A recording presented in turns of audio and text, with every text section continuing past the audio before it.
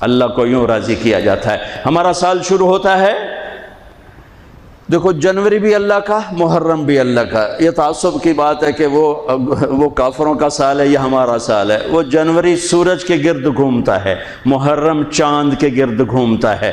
سورج بھی میرے اللہ کا اور چاند بھی میرے اللہ کا۔ الشمس والقمر دائبین، اللہ نے سورج چاند کو گھمایا، ایک کیلنڈر سورج کے ساتھ جوڑ دیا، ایک کیلنڈر چاند کے ساتھ جوڑ دیا، ہمیں چاند والا کیلنڈر دیا، اور اوروں کو، باقی تمام دنیا کو اللہ تعالیٰ نے سورج والا کیلنڈر دیا۔ اس کی حکمت مجھے سمجھ میں آئی جب میں آج سے 5 سال پہلے ناروے دنیا کے آخری کنارے پر پہنچا، جس کو اینڈ آف دا ورلڈ کہتے ہیں، اور شمال میں وہ دنیا کا آخری کنارہ ہے، زمین کا آخری، اس کے اوپر جا کر پھر نارتھ کیپ بن جاتا ہے۔ جب میں وہاں پہنچا، اس علاقے میں سورج کا کیلنڈر فیل ہو جاتا ہے، 2 مہینے سورج نہیں نکلتا اور 2 مہینے سورج نہیں ڈوبتا، تو سورج کا کیلنڈر ناروے سے 2 گھنٹے کی فلائٹ پر جا کر فیل ہو جاتا ہے۔ اوٹوا آخری شہر ہے، اور پھر وہاں سے 6 گھنٹے کا سفر ہے جہاں اللہ نے مجھے پہنچایا، اور میں نے وہ دنیا کا آخری کنارہ دیکھا۔ اللہ کی مخلوق بہت دیکھی، پر 2 مخلوق کو دیکھ کر جو میرے اوپر اللہ کے خالق ہونے کی ہیبت طاری ہوئی، وہ میں کبھی نہیں بھلا سکتا۔ شاید ہزاروں کتابیں پڑھ کر بھی میں اللہ کے خالق ہونے کی ہیبت کا احساس نہ کر سکتا، جیسا میں نے 2 اللہ کی مخلوق کو دیکھ کر میرے اوپر ہیبت طاری ہوئی کہ کتنا بڑا خالق، بلا وہو الخلاق العلیم، کتنا بڑا خالق۔ ایک ہمالیہ پہاڑ کو دیکھا، اس کی چوٹی ننگی تھی، سارا سلسلہ ننگا تھا، کئی 100 میل کا پہاڑی سلسلہ سال میں 15-20 دن کے لیے کھلا ہوتا ہے، ورنہ سارا سال بادلوں میں ڈھکا ہوتا ہے۔ تو ہماری فلائٹ جا رہی تھی کھٹمنڈو سے ڈھاکا، تو کیپٹن نے اعلان کیا کہ آج کے مسافر بڑے خوش قسمت ہیں کہ آج ہمالیہ اپنے پورے سلسلے کے ساتھ بالکل کھلا ہے۔ آپ دیکھ سکتے ہیں یہ سال میں 10-15 دن ہی کھلا ہوتا ہے، باقی بادلوں میں ڈھکا ہوتا ہے۔ جب میں ادھر بیٹھا تھا، جب اعلان سنا میں اس طرف گیا تو دیکھتے میں ایسے ہوا کہ میں نے اللہ کی ہیبت کا نظارہ جو وہاں دیکھا، ہزاروں کتابیں پڑھنے والا عالم مفسر وہ نہیں میں احساس کر سکتا، نہیں کر سکتا۔ میری آنکھیں پھٹ گئی اور میرے منہ سے بے ساختہ نکلا اللہ اکبر۔ مسجد میں نعرے لگوانا تو ویسی بڑی نادانی ہے کہ مسجد اللہ کا گھر، مسجد اللہ کا گھر۔ یہ ہمارے خطیب نعرے لگوا رہے ہوتے ہیں، ارے اللہ کے واسطے۔ ان خطیبوں کو بھی سمجھاتا ہوں، آپ کو بھی سمجھاتا ہوں، مسجد نعرے لگانے کی جگہ نہیں ہے۔ نعرے لگانے تو کہیں باہر لگاؤ، مسجد میرے اللہ کا گھر ہے، مقام ادب ہے، مقام ادب ہے، یہ نعرے بازی کی جگہ نہیں ہے۔ اللہ اکبر، بالکل میری آنکھیں پھٹ گئیں۔ اور دوسری دفعہ جب میں وہاں پہنچا شمالی آخری زمین کے کنارے پر، اور ایک دم میری نظر پڑی تو پھر میرے اوپر کپ کپی طاری ہوئی اور میرے منہ سے نکلا اللہ اکبر، یا اللہ تو کتنا بڑا ہے، تو کتنا بڑا ہے۔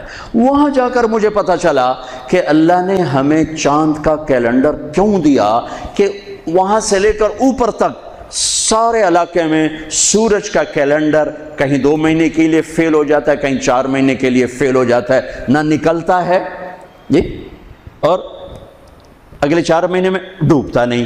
تو اب رات ہے یا دن ہے کچھ پتہ نہیں، لیکن چاند وہاں پورے نظام کے ساتھ نکلتا بھی ہے، گھٹتا بھی ہے، بڑھتا بھی ہے، ڈوبتا بھی ہے۔ جب میں وہاں پہنچا مجھے نماز پڑھنی تھی، دن ہے کہ رات ہے، ویسے تو گھڑی موجود تھی پتہ ہے، لیکن جب آسمان کو دیکھا تو کچھ پتہ نہیں، چاند کو چمکتے دیکھا تو مجھے پتہ چلا کہ رات ہے، رات ہے۔ تو وہاں مجھے یہ بات سمجھ میں آئی کہ میرے نبی تو سارے عالم کے نبی ہیں، صرف بر صغیر کے نہیں، عرب کے نہیں، عجم کے نہیں، دنیا کے آخری کنارے میں اگر کوئی رہتا ہے تو میرے نبی کی نبوت کے سائے میں ہے، مانے یا نہ مانے۔ اگر اسے میرے نبی کی شریعت پہ چلنا ہے، نماز پڑھنی ہے، روزہ رکھنا ہے، تو چاند موجود ہے، چاند کو دیکھو، حساب لگاؤ، چاند موجود ہے تو رات ہے، چاند موجود نہیں تو دن ہے، چاہے اندھیرا ہو چاہے اجالا ہو، چاند کو دیکھتے جاؤ، ٹائم بناتے جاؤ، حساب سے چلتے جاؤ۔ وہاں جا کے مجھے پتا چلا کہ میرے رب نے اپنے حبیب کو چاند کا کیلنڈر کیوں دیا۔ ہمارا سال محرم سے شروع ہوتا ہے اور ایک بہت بڑے واقعے کے ساتھ وہ آ کر ہمارے دل دماغ پہ چوٹ مارتا ہے کہ زندگی زندگی اسی کی قیمتی ہے جو اللہ کو راضی کرتے ہوئے دو پہ لگا دے۔ وہ جانوروں سے بھی بدتر ہیں جو پیسے پر اپنے ایمان کو دو پہ لگاتے ہیں، جو چند ٹکوں پر اپنے ضمیر کے سودے کر دیتے ہیں، جو چند کوڑیوں پر اپنی غیرت کو سلا دیتے ہیں، جو تھوڑی دیر کی لذت کے پیچھے حیا کی قبا چاک کر دیتے ہیں، جو تھوڑی دیر کے مزوں کے پیچھے انسانیت کا لباس اتار کر درندے بن جاتے ہیں، بھیڑیے بن جاتے ہیں، ہوسناک بن جاتے ہیں۔ ان کے دیکھنے میں وائٹ کالر ہوتے ہیں، بڑے اجلے کپڑے ہوتے ہیں، لیکن میرے رب کی نظر میں وہ اس لباس میں انسان نہیں ہوتے، کچھ اور ہوتے ہیں، کچھ اور ہوتے ہیں، کچھ اور ہوتے ہیں، جو اللہ کے نام پہ لٹ جاتے ہیں، پٹ جاتے ہیں، بک جاتے ہیں۔ وہی میرے رب کی نظر میں محبوب بھی ہوتے ہیں، مقرب بھی ہوتے ہیں، پیارے بھی ہوتے ہیں، پسندیدہ بھی ہوتے ہیں۔ ہر سال محرم آ کر یہ صدا لگاتا ہے۔ میرا اللہ چاہتا تو میرے نبی کے نواسے کی شہادت سفر میں ہوتی، ربیع الاول میں ہوتی، 11 مہینے نہیں پڑے ہوئے، ربیع الثانی میں ہوتی، جمادی الاولیٰ میں ہوتی، جمادی الثانی میں ہوتی، رجب میں ہوتی، شعبان میں ہوتی، رمضان سب سے بہترین مہینہ رمضان میں ہوتی، شوال میں ہوتی، ذوالقعدہ میں ہوتی، ذوالحج میں، محرم میں کیوں رکھا ہے کہ ہر سال، ہر آنے والا سال ہم جو اندھے ہو کے گزر جاتے ہیں اپنے سال سے، اور جنوری کے سال میں سارے بیدار ہوتے ہیں، ٹھیک ہے، وہ بھی میرے اللہ کا بنایا ہوا ہے، یہ بھی میرے اللہ کا بنایا ہوا ہے، لیکن اس نے اس امت کی جھولی میں محرم کو ڈالا اور باقیوں کی جھولی میں جنوری کو ڈالا۔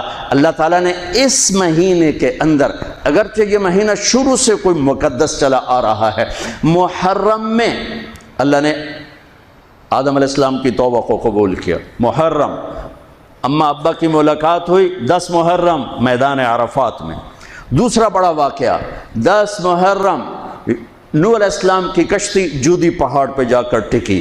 اس کے بعد تیسرا بڑا واقعہ 10 محرم موسیٰ علیہ السلام نے سمندر پار کیا اور فرعون ڈوبا۔ چوتھا بڑا واقعہ 10 محرم یونس علیہ السلام مچھلی کے پیٹ سے باہر نکالے گئے اور اللہ تعالیٰ نے ان کی حفاظت فرمائی۔ ایک پوری فہرست ہے، میں نے آپ کو 3-4 سنا دیے۔ اور پھر اس سب پر چھا گیا میرے نبی کے نواسے اور پورے خاندان کی شہادت۔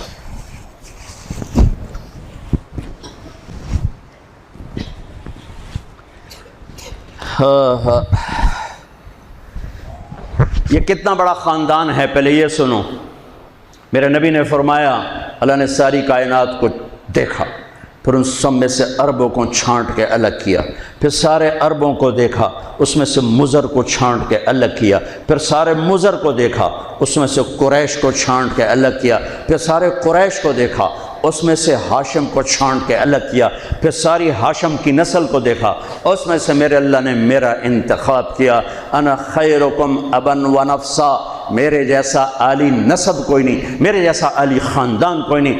عبداللہ سے آدم علیہ السلام تک کسی سے زنا نہیں ہوا، سب پاک دامن ہیں، سب پاک دامن ہیں، سب پاک دامن ہے۔ میرے نبی پاکیزہ سلسلوں سے آئے اور ہر باپ کا ماتھا روشن ہو جاتا تھا جدھر میرے نبی کا نور جاتا تھا۔ ایک دن آدم علیہ السلام کے 10 بیٹے تھے، شیث علیہ السلام سے آپ کا سلسلہ نسب آدم علیہ السلام سے ملتا ہے۔ ان کا ماتھا روشن تھا۔ آدم علیہ السلام کہنے لگے بیٹا تیری پشت میں ایک امانت ہے جو تیرے باپ سے بھی زیادہ قیمتی۔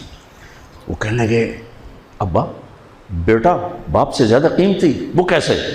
کہا تو اس امانت کی بات کرتا ہے، تجھے اس کی امت بتاؤں؟ امت ابھی ہمارے آنے میں 10,000 سال پڑے ہوئے ہیں، 10,000 سال، اور آدم علیہ السلام فرما رہے ہیں بیٹا اس ہستی کو چھوڑ، اس کی امت کا بتاؤں؟ کہا جی بتاؤ۔ کہا میں نے ایک خطا کی، میرے کپڑے اتار دیے۔ وہ ہستے اس کی امت روزانہ خطائیں کریں گے، اللہ ان کے کپڑے نہیں اتارے گا۔ میں نے ایک خطا کی، مجھے بیوی سے جدا کیا، وہ سارا دن گناہ کریں گے، اللہ ان کی بیویوں سے انہیں جدا نہیں کرے گا۔ میں نے ایک خطا کی، اللہ نے میری مشہوری کر دی، سوری دنیا کو بتایا، اور وہ سارا دن منہ کالے کریں گے اور اللہ ان کے گناہوں پہ پردے ڈالتا جائے گا۔ میں نے ایک خطا کی، مجھے جنت سے نکالا، وہ ہزاروں خطائیں کر کے اس کی رحمت سے بخشش پا کے جنت میں جائیں گے۔ میں نے ایک خطا کی، میری توبہ کے لیے 40 برس لگے، اور وہ ساری خطائیں کر ایک بول بولیں گے اللہ معاف کر، اللہ ان کے سارے ہی معاف کرے، اللہ ان کے سارے ہی معاف کرے۔ ہر ایک کا ماتھا روشن ہو جاتا تھا، نور نبوت چمکتا نظر آتا تھا۔ اس لیے بہت بڑے علماء کی بڑی مضبوط دلائل ہیں کہ آزر، اگرچہ نسب نامے میں آزر ہی آتا ہے، لیکن آزر آپ کے چچا ہیں، باپ نہیں ہیں، چچا ہیں، چونکہ چچا کو بھی اب کہتے ہیں۔ باپ کے لیے والد کا لفظ ہے، والد صرف باپ کو کہتے ہیں، اور اب چاچے کو بھی کہتے ہیں، باپ کو بھی کہتے ہیں، دادے کو بھی کہتے ہیں۔ نعبد الہک و الہ آبائک ابراہیم و اسماعیل و اسحاق الہا واحدا۔ یعقوب علیہ السلام کی اولاد کہہ رہی ہیں کہ ہم آپ کے ابا کے رب کی عبادت کریں گے۔ کون؟ ابراہیم، اسماعیل، اسحاق۔ ابراہیم دادا، اسماعیل چاچا، اسحاق والد۔ وکان ابوہما صالحا، وہ میں نے دیوار سیدھی کر دی کہ ان کا باپ نیک آدمی تھا۔ 7ویں پشت کا دادا، اس کے لیے اب کا لفظ استعمال ہو رہا ہے، اب کا لفظ استعمال ہو رہا ہے۔ اور ابراہیم علیہ السلام بیت اللہ بنانے کے بعد دعا مانگ رہے، ربنا اغفر لی ولوالدی۔ ان کے باپ اگر کفر پہ مرے ہوتے تو ابراہیم علیہ السلام یہاں یہ دعا نہیں مانگ سکتے تھے کہ اللہ مجھے معاف کر، میرے والدین کو معاف کر، ربنا اغفر لی ولوالدی یوم یقوم الحساب۔ اس دعا کا مانگنا، یہاں والد کا لفظ استعمال کیا، باپ کا لفظ، اب کا لفظ استعمال نہیں کیا، والد کا لفظ استعمال کیا کہ والد صرف باپ کو کہتے ہیں، اب چاچے کو، دادے کو، پردادے کو، سب کو اب کہا جا سکتا ہے۔